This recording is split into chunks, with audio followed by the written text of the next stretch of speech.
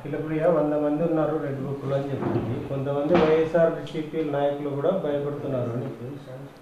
ఎందుకు భయపడతారు? ఎవరు బిద్దో నీకు ఒకటి చెప్తేనబ్బా, ఈ రాతని ఎవడు తుడసలేడు.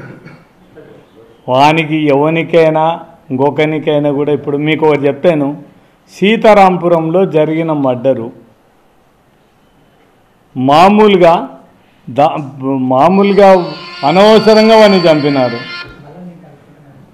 అనవసరంగా అతన్ని పోతండి వేరే వాళ్ళ కోసం అయినారు. ఈడు ఉన్నాడు, వాళ్ళ అడ్డపన్నాయని కూడా వాళ్ళ భార్య వాళ్ళ కోడళ్ళు అందరూ ఈయన బయటకు తీసుకొచ్చి కొట్టి చంపినారు.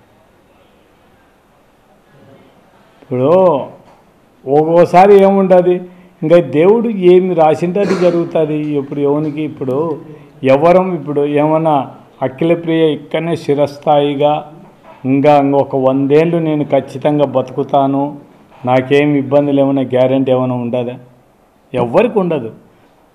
ఈ లోకంలో పుట్టినోనికి ఎవ్వరికి కూడా నేను ఖచ్చితంగా ఇన్ని సంవత్సరాలు బతుకుతాను, నా తర్వాత వాళ్ళ కథ చూసుకుంటాం అనేటోళ్ళు అందరూ కూడా కాలగర్భంలో కలిసిపోయినారు.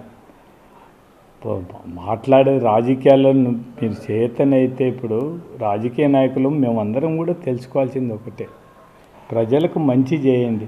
మాకంటే బెటర్గా జగన్మోహన్ రెడ్డి ఇచ్చిన దానికంటే మీరు మంచి పథకాలు ఇచ్చి, మాకంటే జగన్మోహన్ రెడ్డి కూడా ఇవ్వలేకపోయినాడు.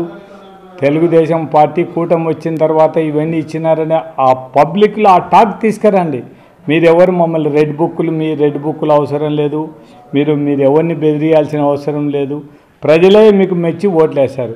మీరు ఇట్లా ఎంతమందిని మాతో రెడ్ బుక్లో 100 మంది ఉండారు, మేము వాళ్ళ కథ చేస్తాం వీళ్ళ కథ చేస్తామంటే ఎవరొకరు లాస్ట్కు దేవుడు అనేవాడు ఖచ్చితంగా ఎక్కడో సట ఎవరికి ఏ గుణపాఠం చెప్పాలంటే ఆ గుణపాఠం ఖచ్చితంగా చెప్తాడు. అంతే, ఇంకేముంది దాంట్లో. ఇప్పుడు ఎవరైనా కూడా రాజకీయ నాయకులం అధికారం వచ్చిన తర్వాత మేము అందరం కూడా చాలా జాగ్రత్తగా నోరు అదుపులో పెట్టుకొని మాట్లాడితేనే కొద్ది కాలాల పాటు రాజకీయంగా ఉండగలుగుతాం తప్ప మా ఇష్టం వచ్చేట అధికారం వచ్చిందని మా ఇష్టం వచ్చేట చేస్తే మాత్రం దేవుడు కూడా సహించరు, ప్రజలు కూడా సహించరు.